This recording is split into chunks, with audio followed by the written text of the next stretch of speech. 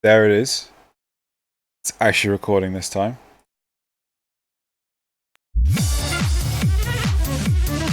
I think it's recording. Greetings, wait. Intro screen. There we go. Greetings, one and all, to your second attempt at this episode, where Loz wants to kill me after wasting an hour of these lovely people's times. We are greeted. Lovely what? I promise he will lose pizza as punishment for this. You know what? We're gonna go to a fancy. Gain pizza? Yes, you can gain pizza. Loz will send you pizza. Yeah. Right. Like, you know, while we're at some fancy restaurant and I'm eating a pizza with a knife and fork, Loz will just like smack it out of my hand in the the 5-star restaurant. Yeah. Anyway, so we're going to blitz through a bit of the beginning of this quickly because we've already done this, and yeah, whoops, my bad. Right, speedrun time. So here we've got these lovely guests. We have Greg and we have Lucas. Emblems. We have to introduce us. We've got Greg and we've got Lucas. Say hello. They're Cephalons. Hi. Hello, Cephalons. They are Cephalons. They're just in humanoid form. We have emblems. There are emblems on the screen. Push the button, Xeno. I did. Our guests will decide which is the best emblem. Which is the best emblem, guys? Go, Lucas. Top one, Phoenix. Phoenix Dragon Power. Totally awesome. Loz feels sad. Right, moving on to Dojo Dusting. Xeno, Dojo Dusting. Skull has fountain pens for hat. Fountain. Yes. We forgot the fountain pens. Yes. Right. Fountain pens is weird. Dojo Dusting. Right. Dojo Dusting.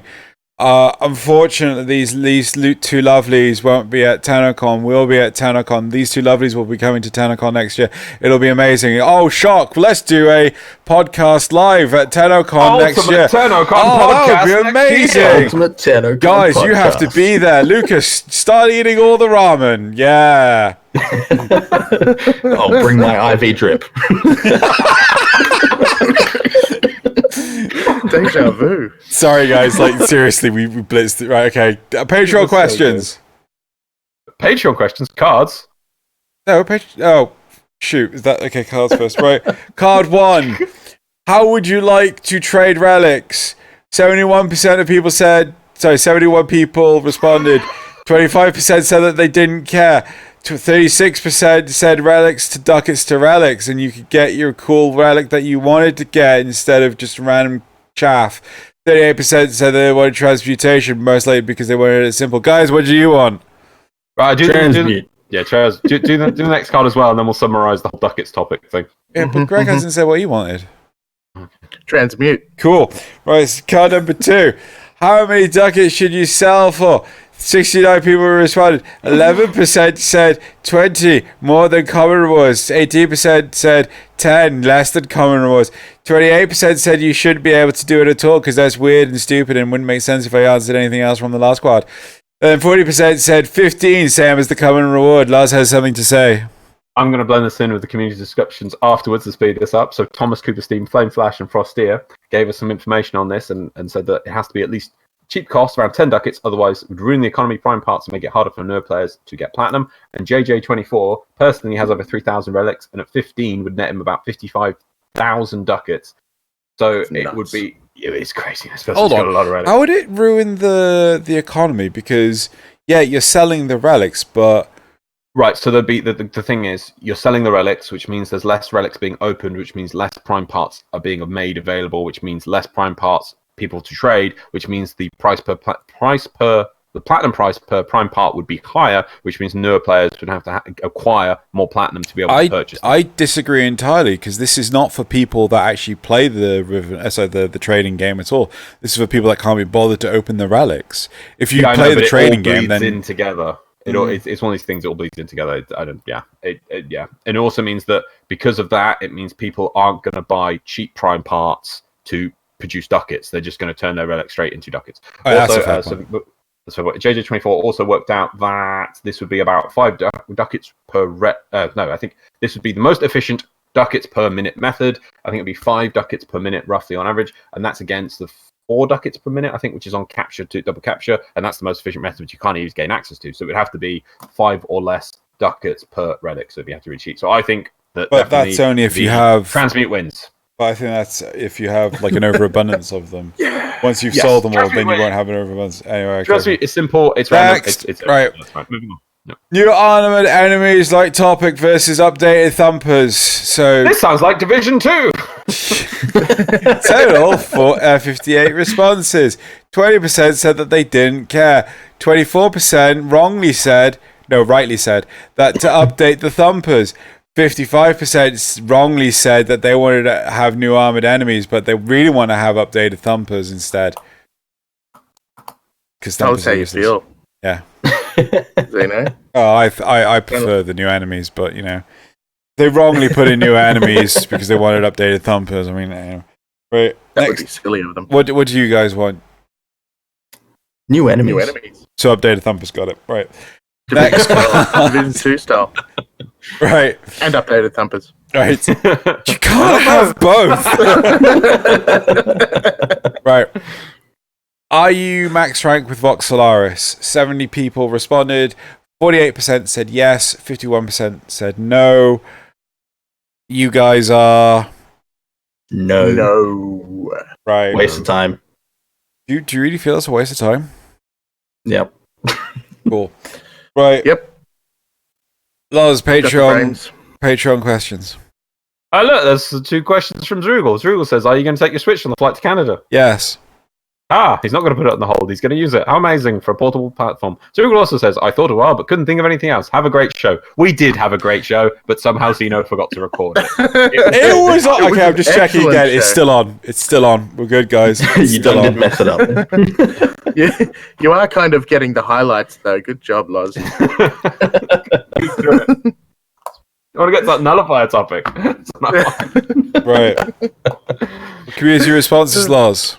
Vavency and Nazar. Xeno didn't update the emblems again. Xeno to let everyone know. Yeah. That the emblems update weekly. We show new emblems each week, but it's only every other week that the Google page will update. So don't worry about that, people. He is updating, but it's every other week because that's when you have a chance to win platinum. Then we've got a talk from Anarchy Gaming, Nazar Shidhata Sam, talking about the Profit Taker fight and how they basically run it on a PC that is a potato, and it is very tricky for them to do it. In fact, Awesome Todd, congrats by the way, Awesome Todd, on passing your Master Rank 25 test because you said you were doing that last week. They can only play the Phases of the Orb Mother fight solo because otherwise it completely crashes their computer. And then we have 2 console players here, so I did ask them how they found the Profit Taker fight on the consoles. And actually now I even know they're playing on PC, so I doubt they've gotten that far yet on PC. No, definitely not. But it is still something that even maybe you get a little bit of frame rate drop, you say, on console, but it is still definitely a playable experience. Definitely. Yes. Yeah. So I'll that have to wait to see what it's like on difference. Switch. Oh, yes, Switch. Yes. Oh, I would love some footage of that. It's bound to be. Someone's got to have YouTubed the Switch. Yeah. Yeah. Pew, pew, pew. I forgot words. Pew pew. And then lastly, we have 1 point from Frostia saying, Xeno, you're wrong. I exploiter for 20 minutes before just quitting and Googling how to take the thing down. I didn't have that much of a problem with the Rope-a-Dope list. I figured that one on my own, even though it took me a few minutes. I admit that this must be different for everyone, but I am curious how others did first time in those fights. Shall we have a card, maybe? And so there will be a card, which Xeno has already written a description of, which will be to do, did you find these fights intuitive? Or which was the most intuitive? Yeah, it was which fight was more intuitive. Yeah, so which was the easiest one for you to figure out? And it'll probably be between the Rope-a-Dope list, the Eidolons, the Exploiter, and maybe the Profit Taker. We're not sure on that. And then finally, yes, Frostier, I'm a meme snob. My memes must be of the highest quality. If there is no good memes on the Meme Frame Reddit, you will not get memes that week. They must be... I'm a meme farmer, and I farm only the highest quality of memes. Let's move on, though, because we never got to my memes. Right, yep. So... Topics for this week, Xeno. That's the quickest we've ever reached this point. Yeah, I wonder why. Right. It's like episode 2. Right. So, topics for this week. Modding for negative puncture and impact shouldn't be desirable. They need a buff. Topic... so that was topic 1. Topic 2 is we need a /reload command. And then topic 3, nullifiers, the most cherry-picked and inconsistent enemy. I could read it that time, Loz. Well done. Thank you, Loz. That's the clear reason he actually redid the recording, just so he could say... I meant to point that out, Loz. Right. So, topic 1. Oh, God. Right. But the physical damage types are in terrible need of a touch-up.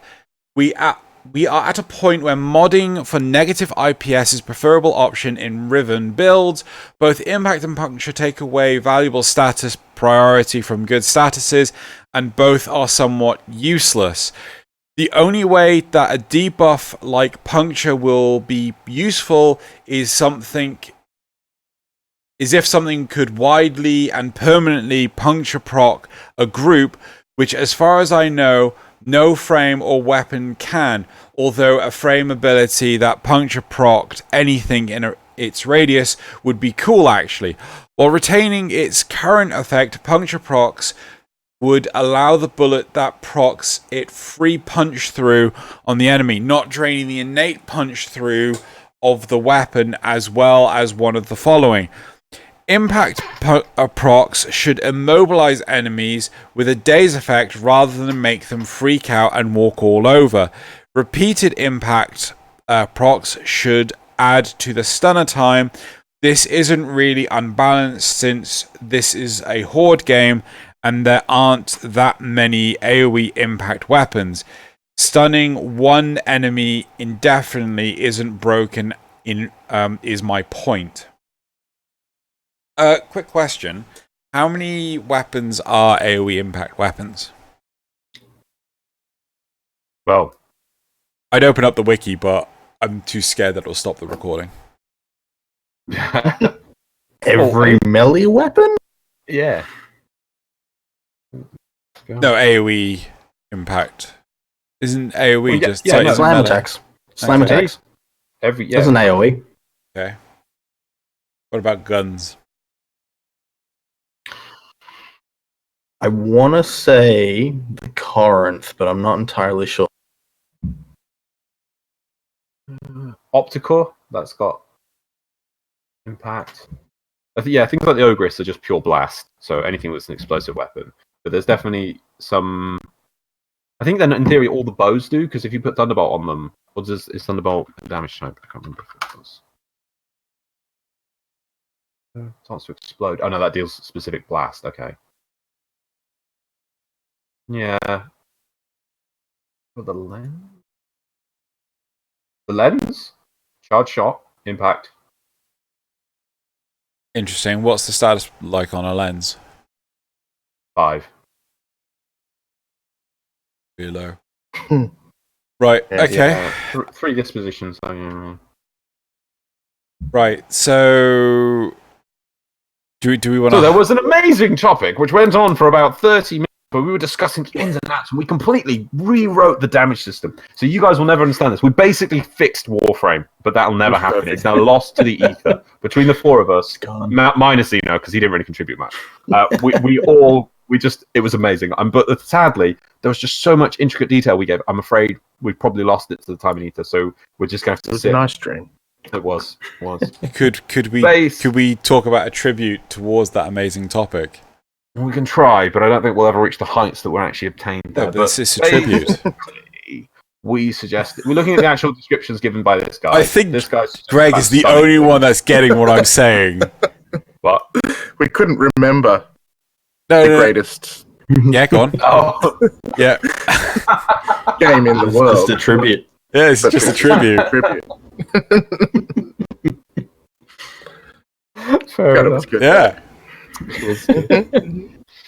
So to go to the actual topic, this guy is suggesting impact be changed to some sort of infinite stun, which would just be crazy because Xeno then suggested maybe changing that. I think it was Xeno to an AOE stun system with small diminishing returns that would expire within a small period of time. Let's say so you could stack up to about 4 seconds of stun that would reset maybe after 10. I think maybe 15. Yeah, probably so- 15 seconds. So You can stun them up 4 seconds out of 15. yeah, so on one proc, it was 2 seconds, and then each additional proc was an additional half a second.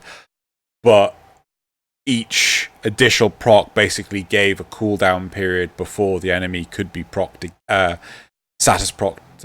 stunned again. So, Yeah. and if you were to stun lock them for 4 seconds, then basically you can't stun lock them again for 10 seconds. We then all discussed about the different damage types, and puncture damage, which I'd completely forgotten, was 30% less damage over 6 seconds, which we agreed was actually pretty useful, but just seems to be quite... Maybe you don't feel the actual benefit you gain from it. Yeah. So we suggested maybe that should stack up to 90%, I think we said. Might be an interesting way of doing it.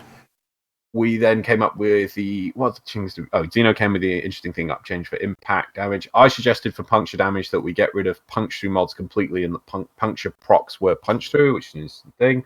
And then there was one last thing we were discussing about. Oh yeah, then we had a debate on how we should reduce slash because it needs to be done. Yeah, so we were talking about a couple of options. One which was to cap the number of slash procs that an enemy can receive, or to cap the amount of slash damage an enemy can receive, so they can still have as many procs as you can put on them. So there was also there was another thing, wasn't there? There were many things. There was the punch through debate as well. Yeah, there was also the impact. Shattering impact. Yes. Lucas mentioned that. Yes. And because Lucas was suggesting that we could change shattering impact, which is a melee mod, now into what impact works. And then there was a bit of debate on that. And then I pointed out that from what it says on the wiki, that would actually work quite well. It could work because basically corrosive procs, you might think they conflict, but corrosive procs give you an initial 1 proc, you get a set amount of damage reduction, whereas shattering impact is X many hits to completely remove the armor. So you could combine the both and you get your corrosive proc in there. That would give a bit of a boost. And then if you kept tagging the same mod, the shattering impact or the impact procs, as it were, if they changed this in, would then remove the rest of the armor over time. So they could still work in a cohesive system, which I think is pretty cool. Yeah. I think the only other thing that I can think of was Loz was proposing that punch through be part of the puncture proc. Yeah. Remove those mods. Lucas and Greg were on board for this. I was not. Yeah. We thought you were wrong. Huh? And we thought you were wrong. Well, I disagree. Well, you're wrong. No. Anyway. So going back quickly to AoE impact weapons, the Corinth airburst projectile fire mode is pure impact damage at base with a 28% status chance. Ooh, that's really high. So yeah, that stun lock thing, nah. And the Corinth is a really good weapon as it is. Exactly. There's not many guns these days that I'm really waiting on the prime for. There's so much we've got already, but I can't wait to see the prime of that gun. Yeah, that'd be interesting. I think the overall thing with this whole IPS topic is that slash is way overpowered, and no matter what you do to impact and puncture, it's hard to compete against bleed over time. And that's where we got to the point that probably the only way to fix this is the fact that we're all way overpowered at the moment and we need everything to change. The meta needs to change. The other thing we highlighted was the idea that different factions responded to the procs in different ways. So a status proc, so status procs for infested. So the stun lock thing for infested may only last half the time, but again they have shorter cooldowns. And I also proposed that the shield lancers just had, the Dargon shields and what are the blunts? That was it. The shields. They should also just have be impenetrable, because the whole point is a shield, not a slight bullet slower down. Yeah. And we all held hands and sung Kumbaya and fixed world peace, but I'm sorry. Yeah. Gone. It was the best live stream in the world. Right, so replies. Yeah. Right, we didn't get to, so let's go quickly through these. First one. I think that puncture procs should ignore armor and shields and deal direct damage to enemies' health. Instead of dot, it would be raw direct damage. That would make puncture at least somewhat as good as slash procs. That's just slash. No, but the thing is, you proc up your slash procs and it's over time, whereas this is instant. I know it wouldn't be much difference, but that's just the same. So true damage. Yeah.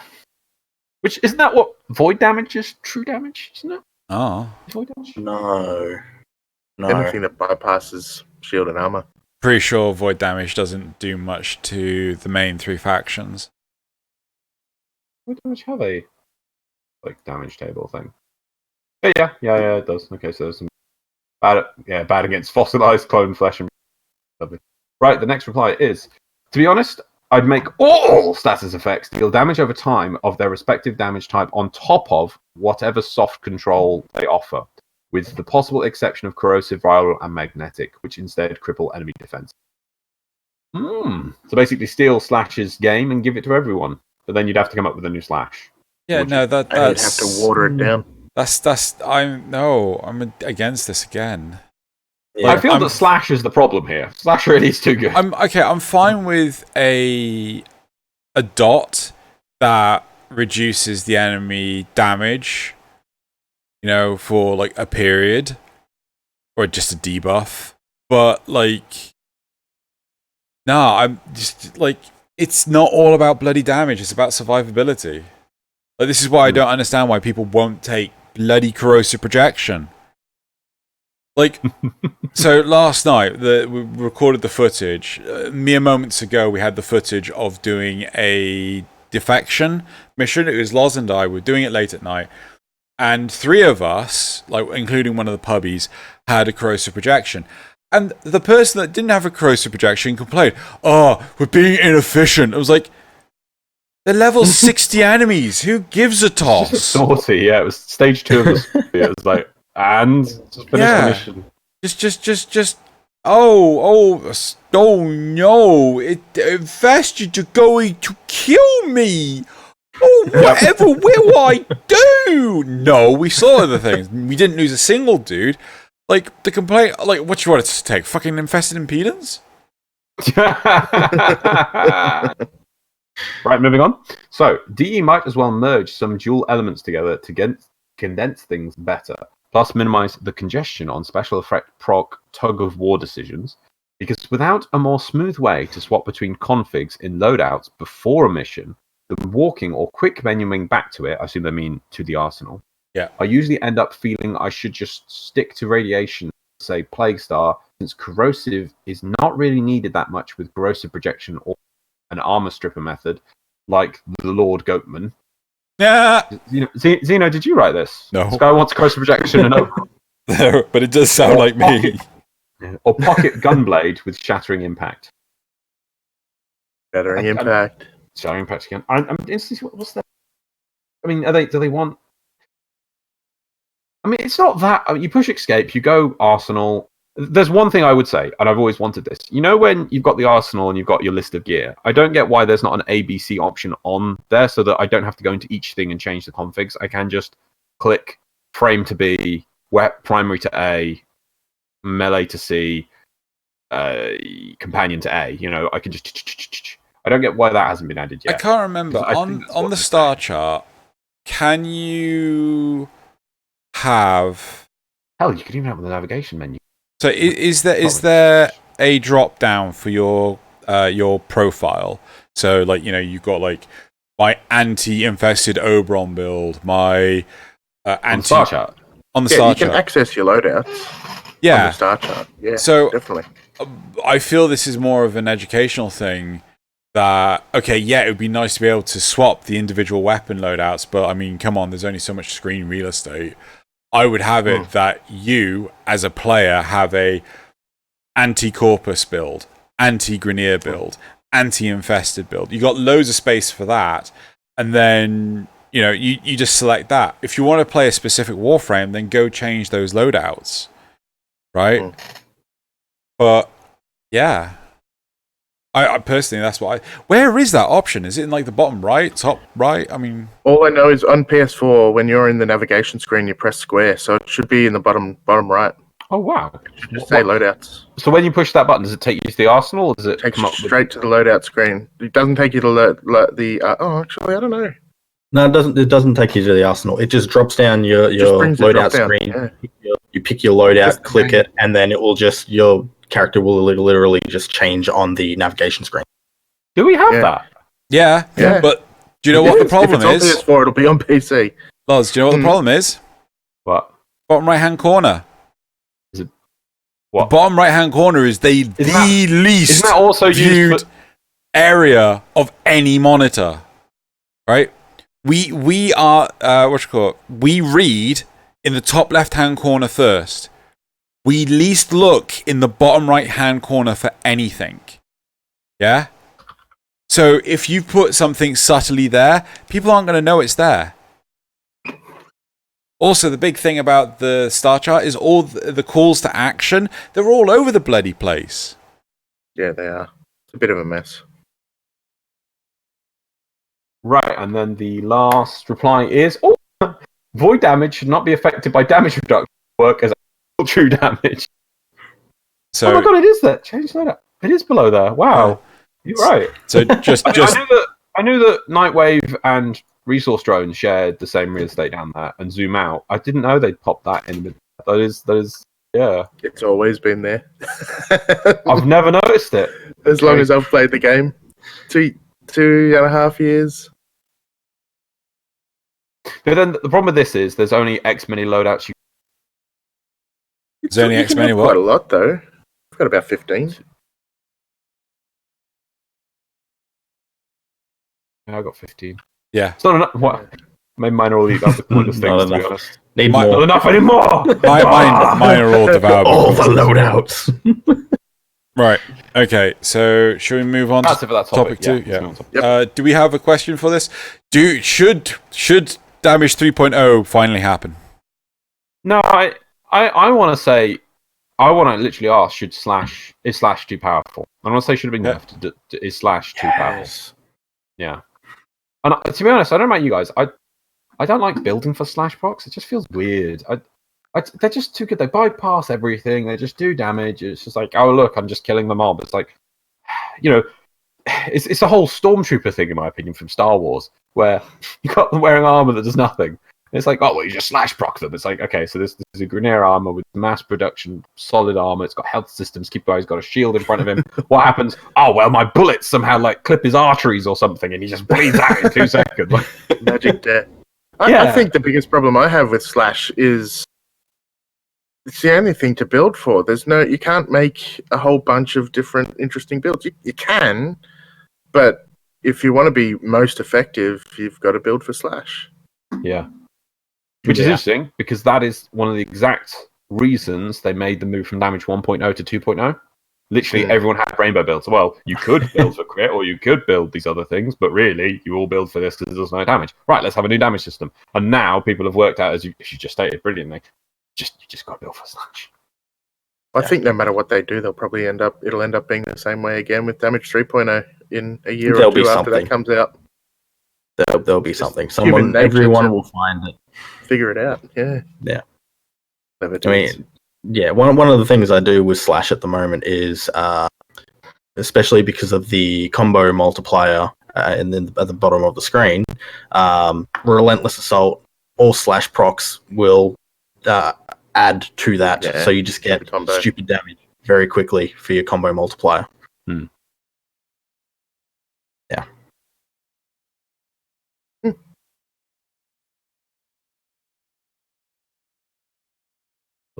Silence. Pause for effect. All right, so now we're going to go into random other topic for a few minutes that makes no sense. So I'll do one of the ones that we probably did off camera. Yes. No, actually, do you know what? No, actually, I was gonna bring this in somewhere. So I watched. I'm gonna say, you guys, you're too nice to him. I'm gonna randomly bring this in here just because he's away, so I can talk bad about it. So just so you know, these guys here do a amazing podcast, which they do on 5 platforms. I think it's 5, isn't it? Oh, it's more than that. Because that's the one as I see on the website. So these that's just random. These guys run the Cephalon Squared podcast. They are by now they've already had their 50th episode, which was live, which means technically is that 2 off? You're gonna wait till after TennoCon was your first episode last year, so you're 2 off a whole year of it, which is amazing. End well of done, July. guys. End of July. I can't wait. And what is it? I'm not gonna break you guys, but you had Xeno on 2 weeks ago. Mm-hmm. Yes. Right. You can't let him ramble. you ask him a question, which is brilliant. It's like, so why about Oberon, or why is Oberon your favorite frame? And he just goes off on one and tells you about you with some other planet. That's what it's all about. We love the ramble. No, you've got to rein him in. You've got to rein him in. Just like, basically, you might see me just staring at the clock, right? And when he was talking about last night playing the game, I'm like, right, he gets a minute. He only gets a minute. He has to stop, because otherwise he'll tell you about some story about when he was playing World of Warcraft 10 years ago, and there was this one thing, and that's apparently applicable to the current amateurs. They were the dream days. Got to rein him in a bit. Just got to be like, oh, that's not Xeno. But what about Oberon? He's just got to. I was listening to it. There's no questions. Just got to rein him in a bit. Okay, so you've been running it for almost a year now. What? And it has changed a little bit over time. You've gained some amazing things, including I think one of your friends does that amazing intro with that amazing voice. It's just so good. I just love that. It's so good. What have you learned in your year? We've learned, I guess, how to be more efficient and do it more quickly. Mm-hmm. So it used to take me probably twice as long as the episode is to record just to edit the damn thing. Mm. So now I can edit an episode in about half as long as it takes to record. So that process has gotten easier. I've learned how to operate a website. There's a lot really that we've learned. I've learned that Lucas has a pretty damn good encyclopedic memory of the game somehow. Guilty. Right. So then in the last year, what would be your favourite episode or guest on, or what can you remember what in the last year? I think we'll both say the same thing. Oh yeah? Cheryl, Nora Knight. Nora Knight? We interviewed Nora Knight, yeah. You did? So, yeah. Absolutely. When? It was amazing. 3 months ago, maybe 2 or 3 months ago. Wow. Okay. Because basically, Xeno only told me 2 weeks ago, so I'm like, okay, right. I've got to read up on the guys. So I started at the end, the start and the end, and I've been working my way in. So I haven't quite done that one yet. I'm like, wow, really? Nora Knight? Yep. Yeah. Cheryl Mebben, her name is. She's awesome. It was an amazing, quirky, amazing interview. Funny lady. Yeah. Right, another reason she's got a science degree. She's got a PhD, I believe. Really? She does all sorts of things. It was a really interesting interview. She was hilarious too. And we even got to do a little bit of an audition for her. Yes. Which episode number is this? Do you guys remember off your head? Oh God, let me find. Definitely it was. I don't think it was a particular number. It was just. It was released as a special episode. We released it as a special episode. It was special episode number 2, I think, because the first one was Backyardist TV. Yep. So yeah, well, Xeno make you do it at the end, but might as well do it in the middle episode. So you guys can be found. I mean, I just find you guys on Spotify because it's really easy. But you're also on iTunes, because I know you read out the feedback you get on the iTunes. What are the other platforms you guys are on? We're pretty much anywhere you can find podcasts. So there's Podbean, there's Stitcher, there's Google Podcasts, iHeartRadio, Castbox, Podcoin, Podbean. I mentioned that, didn't I? Yeah, pretty much anywhere you can find podcasts, we are there. And Xeno takes twice as long to upload to one platform. Wow, impressive stuff. Yeah, but YouTube's totes ridiculous. Yeah. That's what the cool kids say. I was being. Please don't try to be hip. What is my age showing? Is it the grays? Yes. Damn it. Yeah, no, YouTube's nuts. We did one 20-minute episode. Our first 20-minute YouTube podcast we did 3 days ago. Yeah. It was 20 minutes. It took an hour and a half to render and an hour and a half to upload. And I was doing this at freaking 11 o'clock at night, and I had to go to work the next day. That was a learning experience. And I don't have enough monitors, so I was freaking flicking between screens, and it was a bit ungood. Is the diplomatic way of saying it. So how much has Loz thrown me under the bus? Only a little bit. So I remember Xeno did Completely. this for a bit. Can you just what Xeno used to do is he used to do a private stream, so it was a stream but it wasn't public, and then you just click that way. You just record as you go, and then you don't, because that way you don't have to upload it. The issue with that That is one way that of the video quality is nowhere near as good as if you do. But the thing is, like, if you can leave your computer on overnight, like I leave my computer on 24/7. Yeah. You can just upload it while you're asleep. And that would have been a better idea for me. Because the way I usually do the podcast is I record the podcast, I write the web page, I upload the podcast, which takes 10 minutes, and then I post the web page article with the link to the podcast and all that pretty stuff. But I wanted to have both the podcast and the YouTube on there. Right. And I was waiting and waiting and waiting, and I had to render it first, and then I had to upload the damn thing, and it was 2.5 gig after rendering. Ouch. So I still need to figure that out, but we'll get there. But yeah, it took me 4 hours or something to get this page up, and I got it up at about 1 o'clock at night, and then I had to get up at 6 a.m. the next day for my day job. Yay, hard work. It was good though. I'm proud of it as a first episode, and I have to say thanks to Xeno because he helped us sort of figure that out. Yeah. Don't ever thank him. He can't figure anything out. But Nothing. he deserves one thank, a hearty thank. So my last question before we go back to topics is: so obviously you've now done it for a year, and now you're going to think to the future, because just like you're never going to stop now. I don't want you guys ever to stop. Never stop, never stopping. Never stop. Because by the way, because I've always tried to keep an eye. I completely missed you guys. But you're just invisible to me. But what I used to do is I used to keep checking up maybe once a month, looking for other podcasts, because I think you guys even alluded to this. Games like Destiny 2 have quite a lot of podcasts. Warframe just doesn't seem to have any. It's so weird. Even though they're very similar games. Some crop up and then they disappear. Yeah, and I used to tell Xeno, it's like, if somebody gets to 10 episodes, we have to have them on because we have to encourage them. And here you are with fucking 50, and we didn't fucking know about it. Yeah, I didn't even. Xeno's like, MDRLOz, this is And the last people were the I know they turned into one couple verses, but I think they've stopped. Tenno Talk.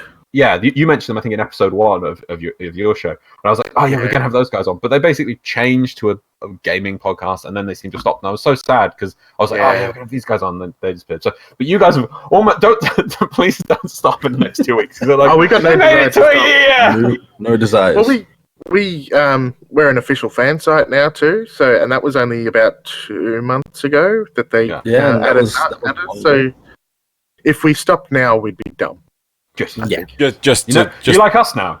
Soon we will. One day from now, we'll be celebrating like your 600 episode, and we'll be on like I don't know what. We're like, we're never stopping, guys. Even though Warframe has stopped development, we're never stopping. I think in our wheelchairs and walkers. Lucas with his IV. Back with vanilla Warframe. I think one of the big things I want to say is that, to be honest, just listening to one of your episodes, I learned a lot on how a podcast can be done so differently from ours, because all the others, what? They can push record for what? Shut up. Right. But I haven't done that in years, Loz. Give me a break. Xeno, the better ones minutes now. Xeno, is it still recording? Yes. My other favourite one, by the way, guys, and it is in his list of checklists, is when we start recording, back when he used to stream it, and he was streaming it live and he didn't realise. So there's like some people would sit there and stream like, these guys know they're streaming? That's funny. Yeah. Well, that's why I thought maybe I was accidentally streaming it instead of recording it, but there's no evidence of a stream. I'm just like, what the hell happened? Anyway, should we move on? Topic 2. Topic 2. Cool, right. We need a /reload command. Do we really? Right. So, Riddle Post. There have been many times that a bug or something that has been... Oh! I was thinking reload the gun. Right. There have been many times that a bug or something has come along that prevent continuation of the mission, and if that happens, forcing a reload of the instance by having the host leave and causing a host migration solves the issue every time. The downside to that are the hosts don't get to see the mission through, and the cell is down one member with no way to get a fourth. A command that only the host can use to force a reload to the mission would be an excellent bandage. Oh. So the only times I can think of where this is a problem for more than one person is, and it used to happen a lot in the past, I have seen it very rarely recently, is when you have problems with doors that don't open for one player and everyone else can go through a door and the door's like, well, it's just not opening, what can I do? Or it looks like it's open, but you're just face planting into a door that's not there. That is the only time I can think of where this is such a big problem. I can't really think of any other bugs. Lephantis not taking any damage. Back in the day, yeah. Yeah. Things That's not a fair spawning. Yeah, like specific enemies not spawning. How often does it happen, though? I mean, Lephantis was a pretty constant one, but how often does it happen now? I think Loz has... I have flashbacks to the plane, sorry. Yes. Well, yeah. Where bounties just broke. Not bounties. Incursions. They just broke and there was nothing to do. Yeah, that would be a good reload. Yeah. Anything else? What I think the game normally would do in this situation for some of these issues is it would just host migrate people away, which is kind of what they're saying, because then they lose people in their team. I'm not sure. I'm worried though that reloading the game, when you're giving this kind of level of power to a player, I'm worried that there'll be some sort of way to cheat the game. Yeah, People would use it, definitely. Like if you get a client to open I know this isn't a big deal, but it's the sort of thing you could probably do. They open the derelict vault, and just as they do that, or they just pick up the mod in the derelict vault, and just as they do that, the player forces a reload, and maybe they could then pick up the thing twice. I'm not sure how. It's things like that which I worry about that would enable people to cheat the system in some way. See, the thing that I'm concerned about is what happens when you force a reload. I don't know of the security measures that Digital Extremes have been putting in place in terms of this is the stuff that I've been picking up when playing the mission, but I fear that forcing a reload could open up a window of opportunity for a player to say, this is all the equipment I have. Yeah? So, all of a sudden you have Excalibur Umbra. How? Oh, you mean it let people do injection easier? Yeah, that is one concern I certainly have, because what you could do, in theory, is you could hold traffic on, like, so what you could do is you could create a macro which does the reload command, but at the same time it holds traffic for the Warframe, and then you can manipulate the parameters being sent back and forth, so you could actually like give yourself, I've got a prime chamber. You know, that is one thing that does concern me, because the upshot of not knowing when a host migration is going to happen is that it you can't sort of like prepare for it. Yeah, but you can't game the system to let it happen, sort of thing. Or exploit it rather. But a potential solution is that when a player picks up so they increase the volume of traffic to and from the user and DE. So like maybe once every 5 seconds, once every 10 seconds, once every half a minute, something like that. It will let DE know all the items that you have picked up. So then if a migration is forced, you only lose the stuff since the last update. Yeah. So that's a potential way of... I mean, the planes checks whenever you pick up an item, doesn't it? And the open world stuff. Yes, but I genuinely don't know what kind of impact that has on communication stuff. Because the one thing that you want to do, as much as possible when it comes to network communication is make sure that you're not over flooding the receiving or sending side. Because do you remember, like, way back when with the event for SurvivalLOz, where only you or only I could host. You were the only one that could host because you were the only one with an upload fat enough. So many mobs. Yeah, to not cripple anyone else's game. For you guys' benefit, before Survival came in, we didn't have any.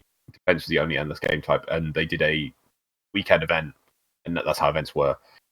And it was in one room, Survival, and it was literally the most shootery horde thing ever because the spawn rate of mobs was ramped up to 12, and then you just stay in one point and try and stay alive. It was just mental. It was just so many mobs. The screen was just exploding all over the place. It was.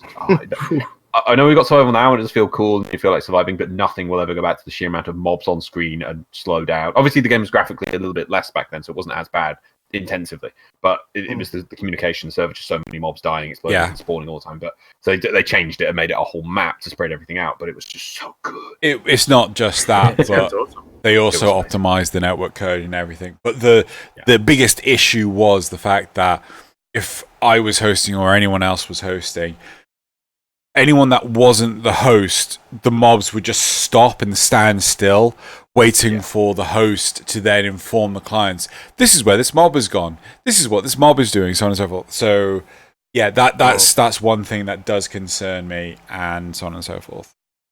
Okay, but in the modern game, I'm going to bring up this back to you. Do you guys think this is needed? Or, I mean, because they say it's about continuation of a mission.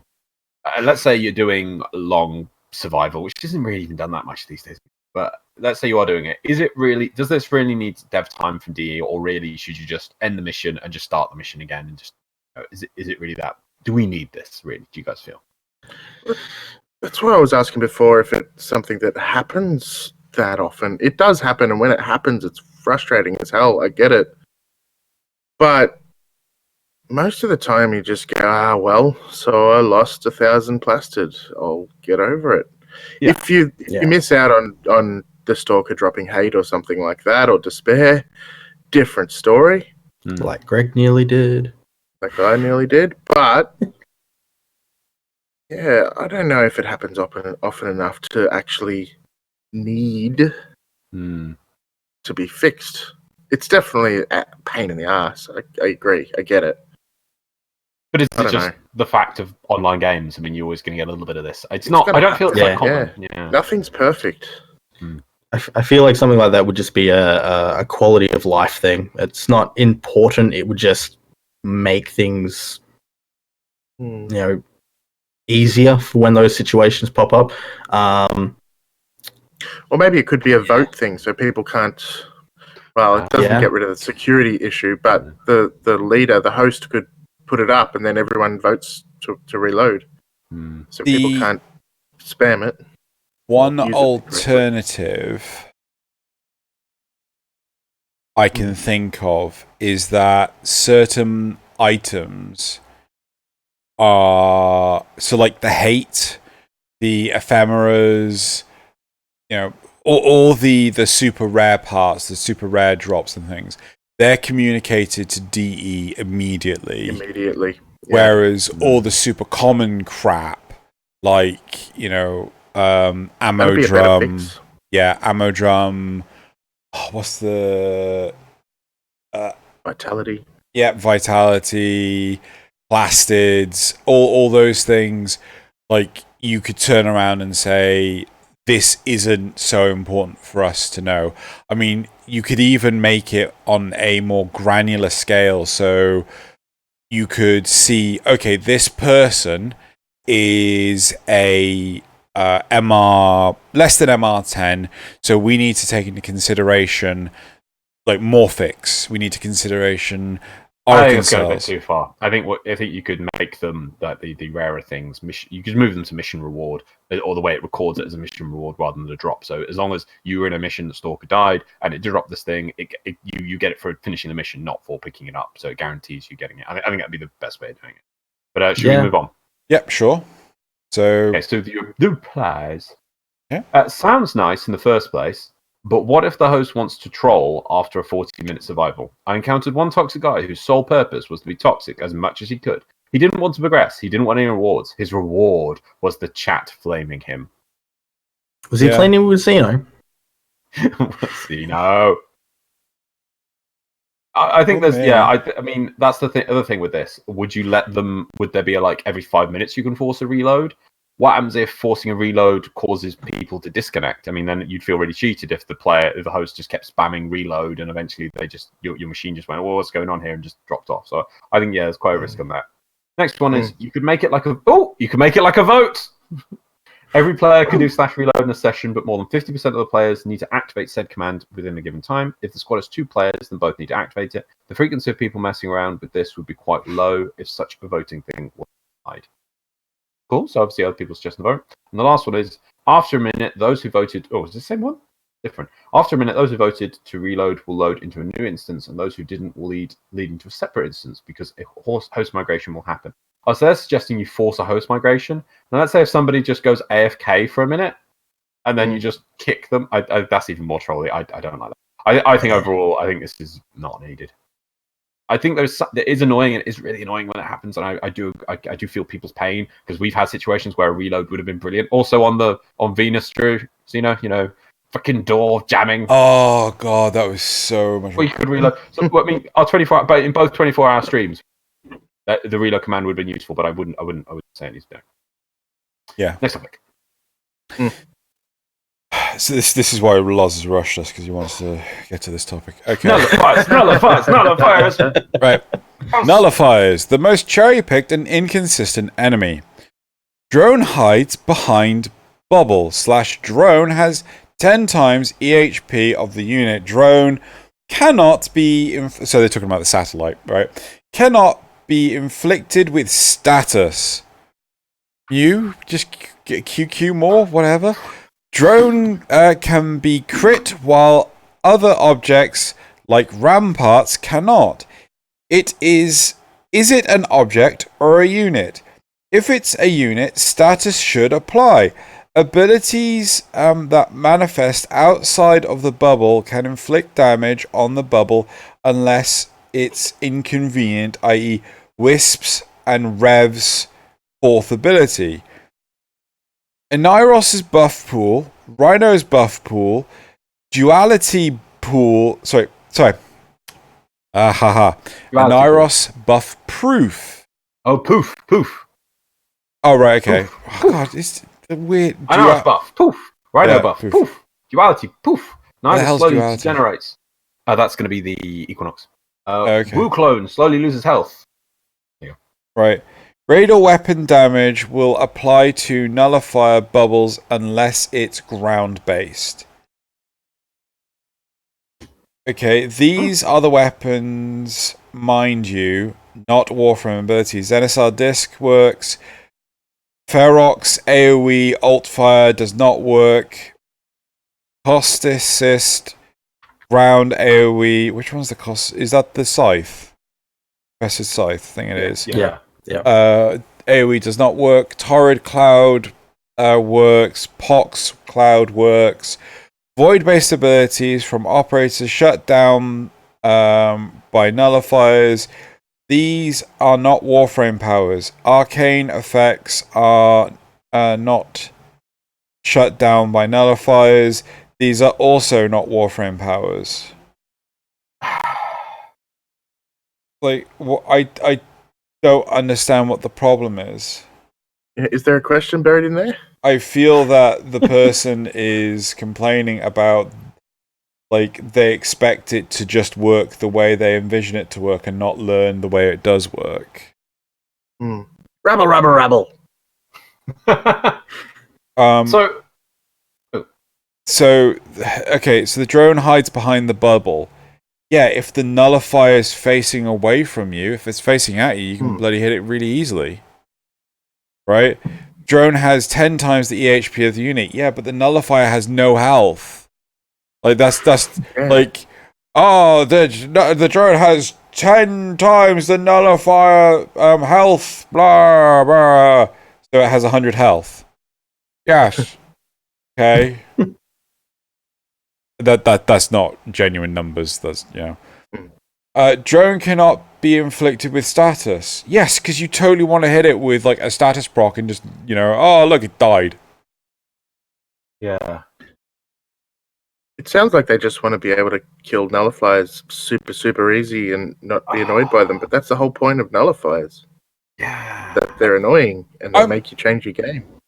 I'm sorry, and this I'm just going to point out.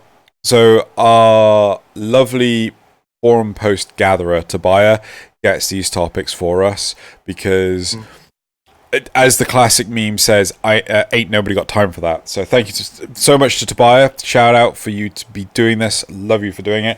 I love the nullifier topic. He finds good topics. He finds good topic. No, I love the nullifier topic, and I'm shocked.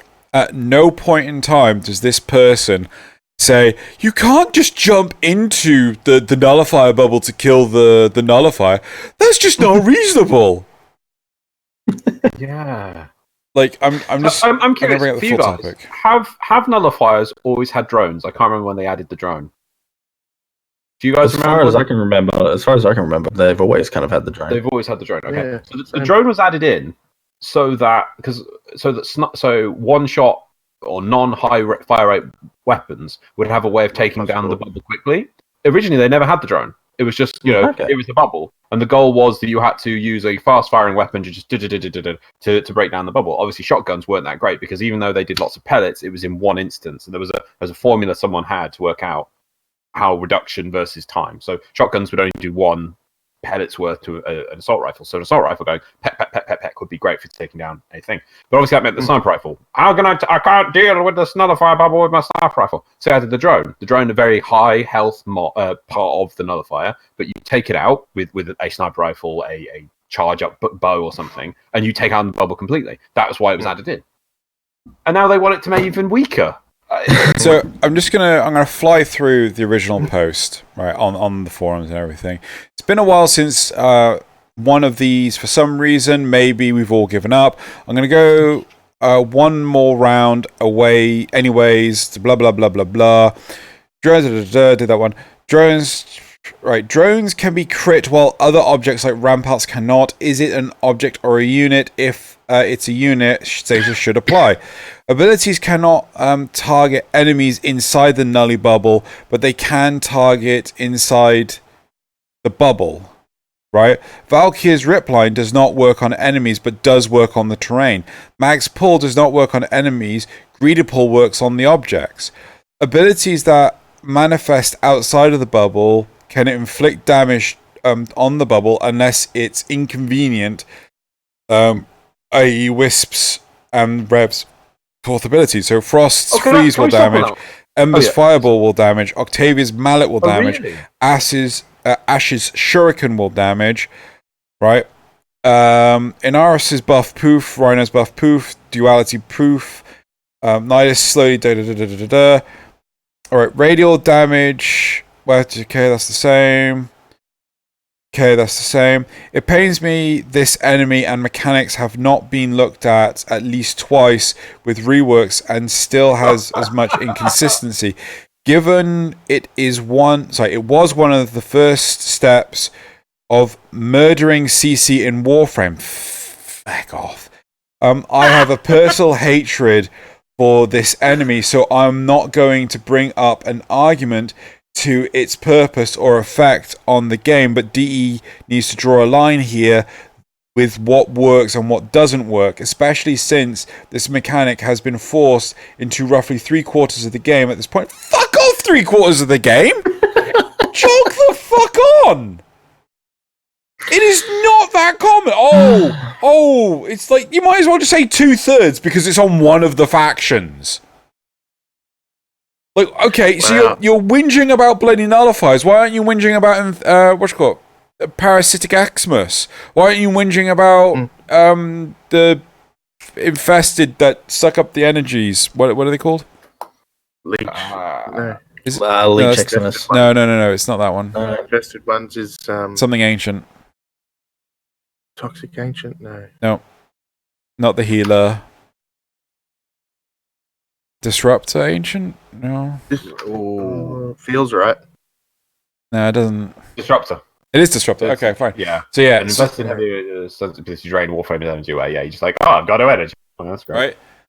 Like you this person is whinging about this. No, this person is exclusively whinging about this on Warframe abilities, right? Okay. I want to separate a bit. I do feel that they've pointed out things like the Caustalist and the Ferox, their alt fires. I feel that's an oversight. Okay, that's a fair point. That I think weapons, and because there's, for instance, like the Torrid, you know, the AoE kinds of puff, they affect it, and so does the Pox, right? Fair enough. So there's a few weapons that are not affecting it, right? Good, well done. Those should be changed. I think they've brought that point to attention. That's a very good point. I think melee weapons should always affect the bubble like that. Maybe they can do a few ticks. That should be effective. But so then you say abilities. So, like, I feel that Valkyria, her rip line should not target the ground if it's inside of Nullifier bubble, right? I think that one's just a bit of an oversight. It is it's just right. I think the majority of this is an oversight, right? Yeah. But like, I don't think it's something to write home about. Mag's pull. Yeah, it's not a big deal either way. Yeah, Mag's pull not working on enemies, but greedy pull works on objects. That's fine. The Nullifier bubble's not there for the objects. It's there for the the enemies. Yeah, you could say it only works on living things inside the bubble. Sure, moving things. You know, but I think isn't this going to you'll have. Wouldn't it be much harder? But obviously, the Nullifier bubble is an area, and the game goes is entity mob in area, thus is immune to abilities. But if it had to do that on the ground and the objects as well, if it would have to record continuously every second where is acceptable for the Valkyrie rip line to and not attached to, that seems. So how I would program it is I would have is enemy in X distance of Nullifier, where Nullifier's bubble is at least X distance.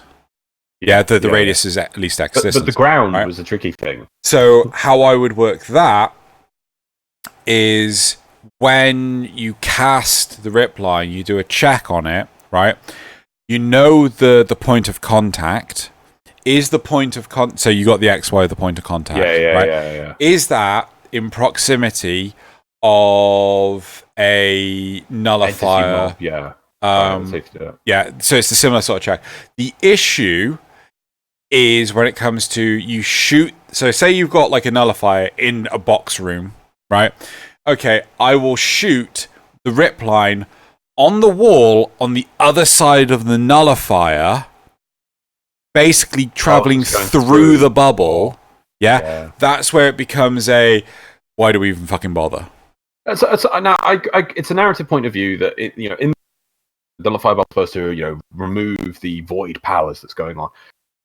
There's a few bugs to do with like if you rip line the floor and whatever. I feel at some point you have to go. It's a video game, and that's just for functionality side of view. I mean, I do understand them. They're like, but the law doesn't really function. That's fine. I agree with you. But at some point, I'm like, does that really break the game and the law? Not really. And then the last one I want to point. It is, isn't it? Arcanes as well. Arcanes aren't. They're like. These are also not Warframe powers. Well, I think they're breaking it down that like anything that is a ability, thus it should stop them. It's like no. Thematically, it's preventing void-based powers of the Warframes. And you can say, well, why is it not affecting the operator? Well, you could say that it's affecting the link between the Warframe and the operator. That's why they can't channel the powers effectively. But the operator is the source of the power, so he can still use them. I mean, you can narratively fix that. I don't feel there's a problem there. And arcanes are an object, like a mod. It's like your mod's turn off is. So, like, okay, so one of the...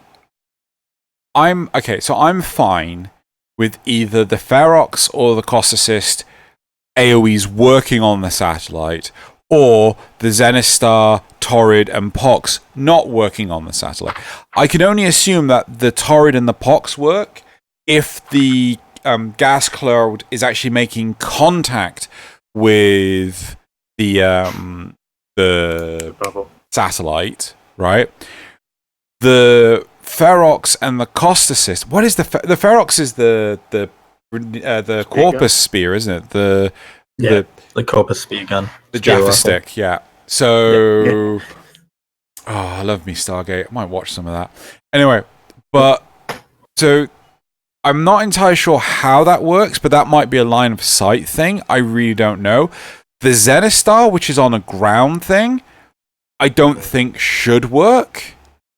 But you know, I'm fine with DE just going like blanket AoEs don't work on the satellite, or blanket AoEs do work on the satellite. I mean, this might not be a big issue for me. Like, I'm Oberon, right? I have my renewal on constantly, which also has the armor buff, right? I can no longer jump into the thing like I used to, right? So I totally get why people are so infuriated when one is presented, right? I don't agree with it, but kind of big whoopty fucking do. Just shoot the damn thing. That's the point of them, though. Like, they're meant to infuriate you. Here's another reference for you, Loz. It's like, you've all got guns, don't you? You all got. What are you talking about, guys? You've all got guns. You all got guns, don't you? Yeah. So it's like that satellite was built or put into the game solely for the players that were using one-shot things that couldn't take out the bubble, and they didn't want to go inside, right? Fair enough. Yeah. But, like, Okay. nullifiers just aren't that big an issue. No. No. I like them there. I like that it shakes things up and makes you play a little bit differently for 5 seconds until you've killed them and then go back to playing exactly the way you were playing 5 seconds previously. Yeah. And if you're a melee player, then nothing changes. Yeah. That's a good point. Yeah, none of these issues they're saying is like, oh, this melee weapon doesn't affect it at all. They work fine. Okay. I mean, it's going to get to the stage where, right, they're gonna. If people keep pushing this, right, there's going to be the nullifier itself, which you can go in melee, the bubble, which you can shoot from the outside with an automatic weapon, the drone above, which you can use a low fire rate, high damage weapon to take out, the postage method, where you fill in triplicates and forms to make the bubble fire bubble, the poison method, where you go to the nullifier's home, poison his weekly meal or his daily meal with some poison so that he is slow and he forgets to turn on his drone or it disables, the mechanic method, where you secretly go into the corpus base and disable all the drone production facilities. It's like, just to take down one nullifier, just kill the thing. Strong words. Strong words will do it. You yell at it for a bit. Strong word. A strongly worded argument. The pacifism option. You talk the nullifier bubble down. So I'm gonna ask the question: do nullifiers need adjusting? No. Nope. Personally, I no. just don't think they do. Could you put yes, no, and then because I do feel the one thing I want to give credit to this post, I don't want to just tear them down continuously. They do highlight that there is a few alt fire and weapons which clearly should be working.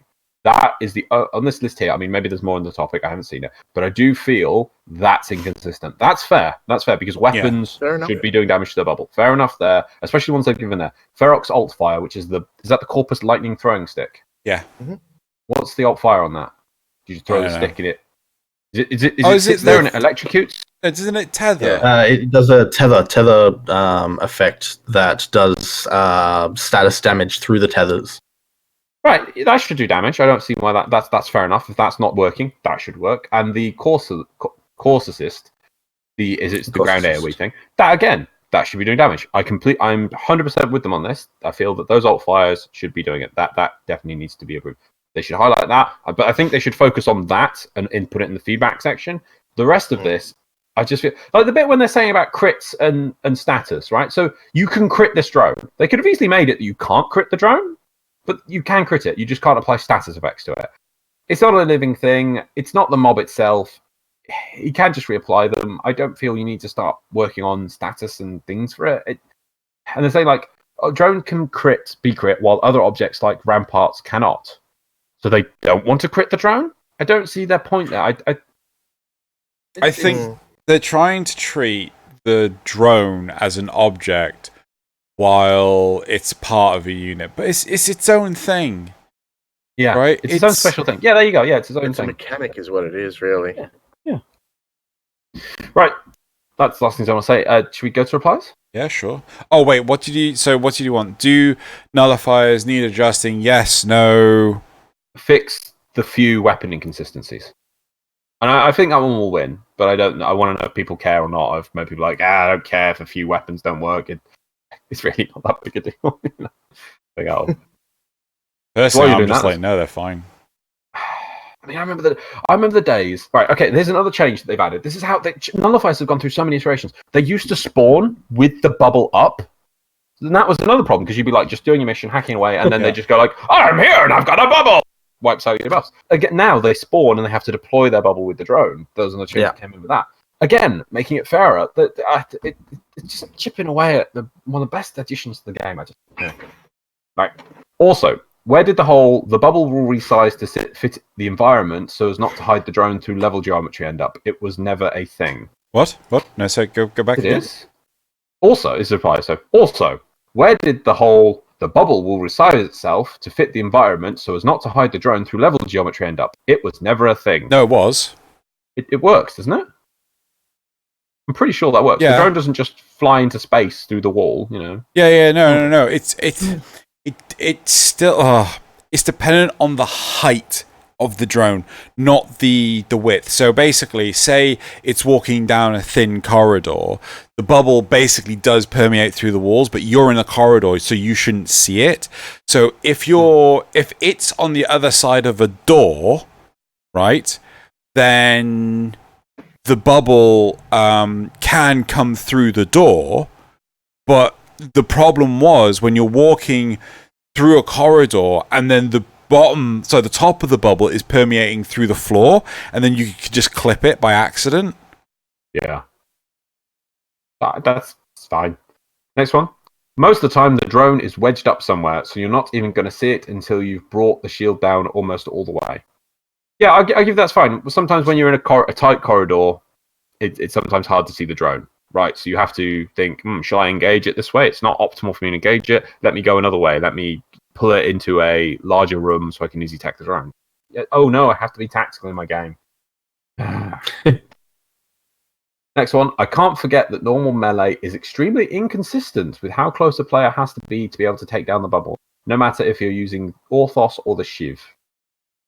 Is it? I've not really had problems meleeing the bubble. Because you can melee the bubble as well. Yeah, I've not tried. I can imagine there being I think one thing I would like with with melee weapon is that there's some form of resistance. So when you get close to the bubble, if you've stopped pushing forward, you don't just sort of Sonic the Hedgehog drift through the bubble. And, damn it, I didn't want to touch it. Does that make sense? Next reply, and then you have arbitration drones inside the bubble attached to the nullifier drone. Never had that, but I'm not saying it doesn't happen. Yeah. It sounds like a monstrous nightmare. Indeed. Last one is, reason why I run with a tankier Nyros nowadays for arbitration, still chasing after that burning steps.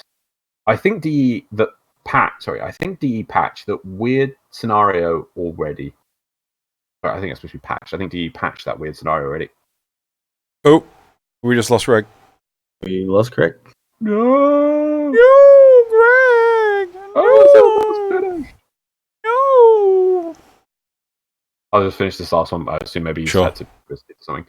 But it was a nightmare for most frames then. Can't shoot it since arbitration drones make it immune to damage. Can't use ability either. On top of that, bubble keeps growing to fills the room while shielding everything inside of it. Lucky I have a wide range Zor to deal with it, but not my teammates. Yep, so you've geared to prepare for the mission. That's fine. Right, that's it. Cool. Yeah. There we go. Oh, it's back. He's back. Sorry, my internet dropped out. No worries. Tethering to my phone now. Oh. Oof. Well, we won't I've be... got plenty of data, so it's all good. No stress. I don't think we'll be too much longer. So we've just finished off on the replies for that. Yeah. And we're going to jump on to the memes? Yeah, memes. Love the memes. That some memes. Okay, here is my 16. Have I got these open yet? Why is that white?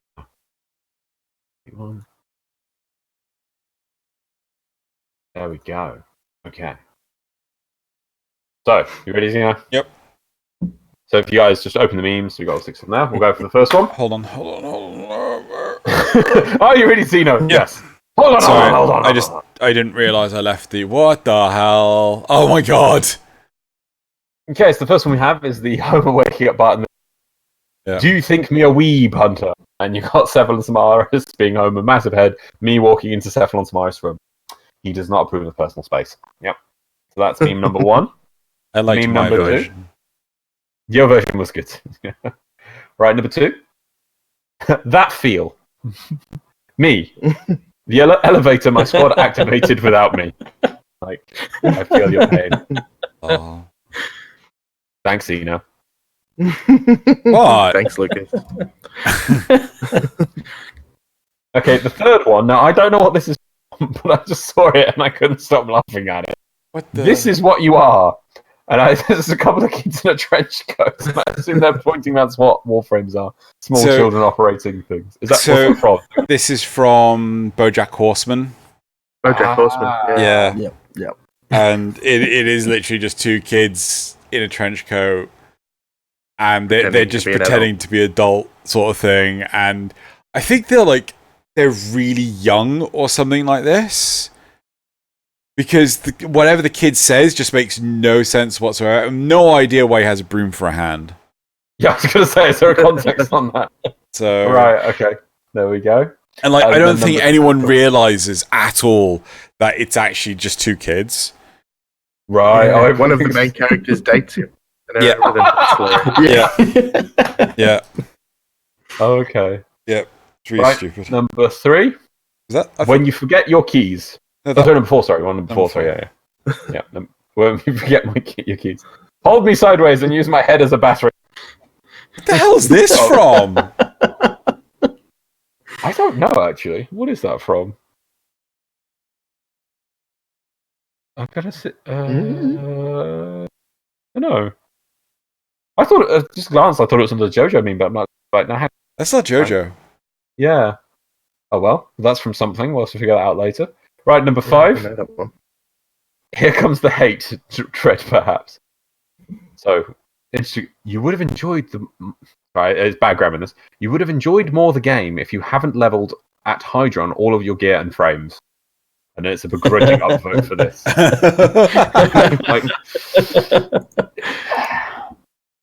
I try and passively level to use these optimal methods and just use it by playing, just to try and get more from it. But I agree with this point. Sometimes you're like, yeah, but I need to level it. And final meme of the week. Too soon? Question mark. So we have Destiny and Warframe. Let's fight somewhere empty. And it's it's a bit harsh. now, okay. Now, so obviously true. against it, I play Anthem, and I would love for it to improve, but it's so true. It is just empty. Yeah, it is. I enjoyed it. I've really enjoyed it. There was so much potential there, and it's just like it's not going anywhere. But Destiny versus Warframe fight continues. I'd also like to point out that Warframe is Goku, the one that always wins. Cool. We all know the truth. Well, actually, that's a fair point. Do you guys? I think you guys play Destiny 2. I played a shitload of Destiny 1. Yeah. Oh yeah. And a bit of Destiny 2.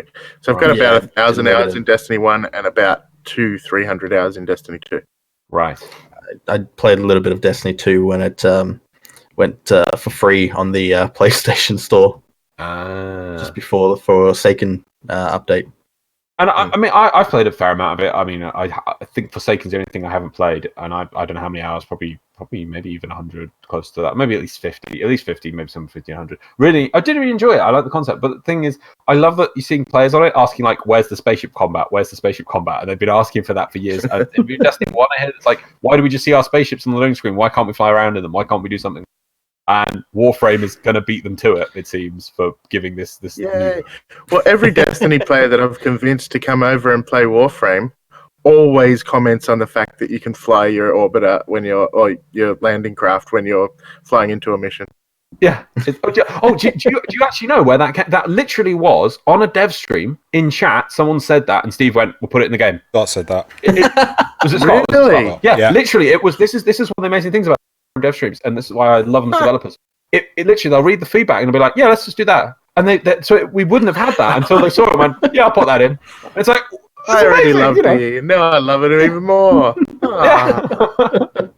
Because you thought, oh, they meant to do that. No, someone was like, let's do that. Yeah, we'll have that. And it's like, it's just fun. It's just, and yet you can't in Destiny. I don't get why they didn't add that in for Destiny 2. I know it's not anything important, but it just feels good, doesn't it? Yeah. All right. Those feel goods. Community shout-outs. Community shout-outs. Do I have to play some, don't I? Yeah. There we go. I'll in here. So now we will now bask in the glory of amazing things Xeno has found on the Twitter. Right. So the first one. The first community shout out is this gorgeous Excalibur Umbra by Mecha Arautos. Correct. Yeah. Absolutely gorgeous.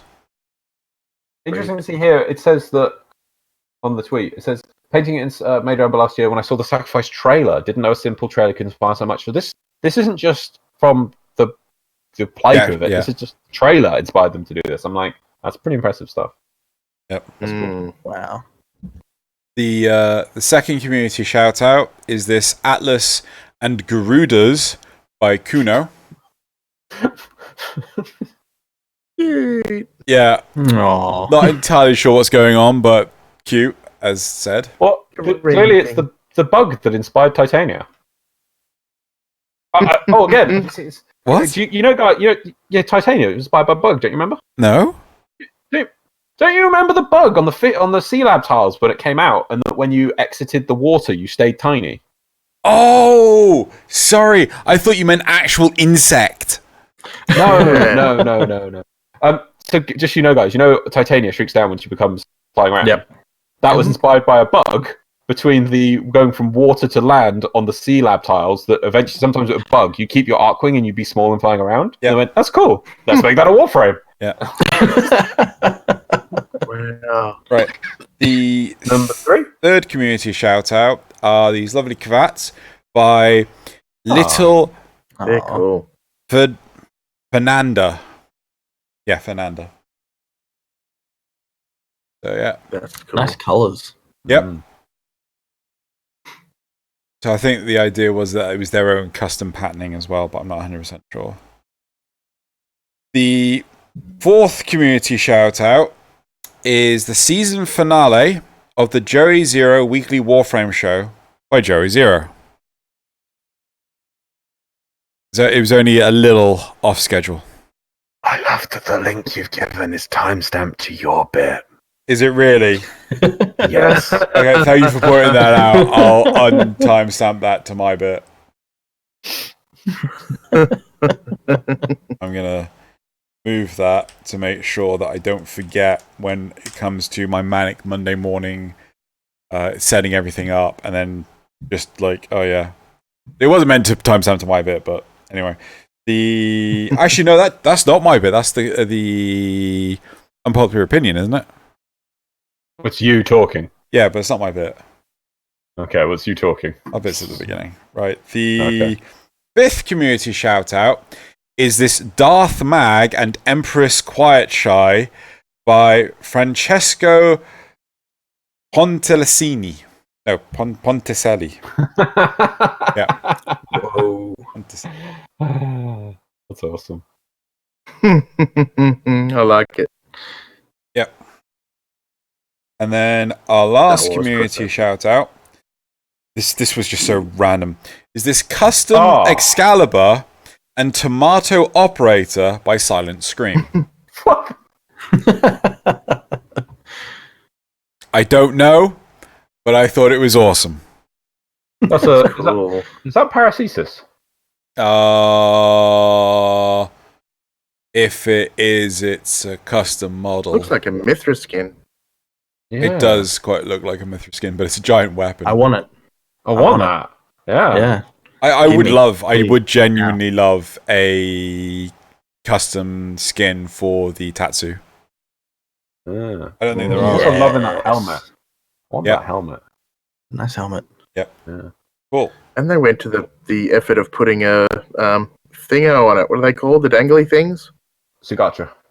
Scatras, yeah. Yeah. Nice. That is cool. Okay, all that's amazing stuff. Do any of us understand the tomato operator and what the hell that's? No, they just said a tomato operator. Why? Let it have a TomatoLOz. Why Oh, wait, not? this is Stop being fruitist. Is it me or is this sort of a female Excalibur? It's got heels and shoes. Let's open it back up. No. Got shoes and heels. Oh, it does have heels. Yeah. Back to Interesting. Did But you know in the it's Wayback Machine? Just because I was just something you guys. Did you know that Nyx originally was one of the first female frames was actually just going to be Excalibur? Was an Excalibur head on a female body? Did you know? I can show you the original images for that. And then eventually they were like, "Let's redo this." But it was so cool. I would love that. Anyway, There you go. in fact, you can see her in one of the alpha trailers. Actually, Yeah. Is it the alpha trailer? Yeah, there's 4 variants of the Excalibur. There's, Yeah. I think, 2 male, 2 female. There's one that's really bulky. Pretty sure. Anyway, right. So this is coming towards the end, and guys, and so it's time for Loz's Quote from a film Quote. to finish us off. Okay. Legend says that when the hills quake or light appears from the rivers, it's the Eidolons letting us know they're still here, waiting for us to figure out how to get along. Yes, the solar system believes the Eidolons are gone, if they ever existed at all. But we Cetans, we know otherwise, and we'll guard this secret until the time comes when the Eidolons can return in peace. Okay, I think I know what it is. God, I don't. So at this point in the time, you can actually ask a series of questions like, is it made before 2000 or after 2000? Yeah, so it's a Okay, good. Phew. Yeah. relatively new film. I think it's made last 3 years. Yeah. Oh, that's maybe it's 3 years. years. Right. Okay, maybe it's Maybe not what I shit. thought it was. It was made this year. Hang on. I was going to say Avatar, but no. Sorry, this year. I think it was made this year. Hang on. I assume you mean released this year. Yeah. I hope you said. Yeah. Okay. Yeah, 2019 film. So it was released this year. Shit. Okay. Okay, can That's you me, can yeah. you, can you It's read all it? good. Animated film. Okay, again, that kind of narrows it down. Can you read it out again? Legend says that when the hills quake, light appears from the rivers. It's the Eidolons letting us know they're still here, waiting for us to figure out how to get along. Yes, the solar system believes the Eidolons are gone, if they ever existed at all. But we Cetans, we know otherwise, and we'll guard this secret until the time comes when the Eidolons can return in peace. Have I seen this? What did you think it was? Ah. Xeno? Oh, How did Train Your Dragon 3? Yes, it is. damn it. Well done. I originally thought it was Percy Jackson and Lightning Thief. Very good. Okay. Yeah. I was waiting for Xeno to ask, have we seen it? And I would have gone, you saw it without me. Because he did. That's all right. Justified. It's a great movie. They're waiting for anybody. Yeah. I had a whole heap of friends that were like, "Hey, we're gonna go watch this together." I'm not waiting. Day one, the second it releases, I'm watching it. Don't care if you're there or not. It's happening. We actually did that Interesting. for Avengers Endgame. We actually we all took a day off work to go see it. I was just like, and I'm glad we did because it was such a huge commitment. But anyway, I want to say thank you very much, Lucas and Greg, for coming on today. Sorry for the mess of having to do the first A bit double episode. again. I'm really sorry. Sorry to all the audience for being confused as what the hell's happened. Like, I still don't know how it missed the recording. Hey, Loz, you got it under an hour and a half. So that's my goal generally, to get an episode under an hour and a half. I don't want to keep people too long, as our episodes go to like 3 hours or whatever. And I think before the recording cut out, we were about at an hour, so we would have gone to about 2 hours. Easy. Yeah, but Thank you guys for being here. It's been amazing having you. and So cool. And You've been great hosts. everyone, Thank you. go check out. I think it's youtube.com/Cephalon Squared. Squared. Yeah. Yeah. So I don't know why Samara's just popped into my head, But like, not only did you guys have got to get the voice actor for that'd be amazing. Yeah, not only did my what's it called, personal space get invaded by Samaris, but my brain space got invaded by Samaris as well. So, but check out these lovely two. They do a lovely podcast, and soon So we'll see. There'll be a link in the cards. Yep, to their YouTube channel if they're all right with that. Yeah, that's fine. Yeah. And if you guys or have the website or wherever. The problem is because this channel only has less than 1,000 subscribers, I can't do external links because in order to do it, I need to be able to enable monetization, and I can't do that without having 1,000 subscribers.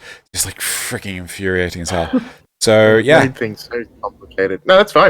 I don't know why it's associated, but anyway, yeah. So everyone go check them out. They're lovely people and they're amazing. And I'm going to end slate it now. Where's the end slate button? Is that it? That's it. Found it. Yeah. Deck board is amazing. Oh man, guys, it's like Deck board is amazing. The week to TennoCon. Yeah. Oh, God Can't wait damn. to find out. I'm pumped. Amazing.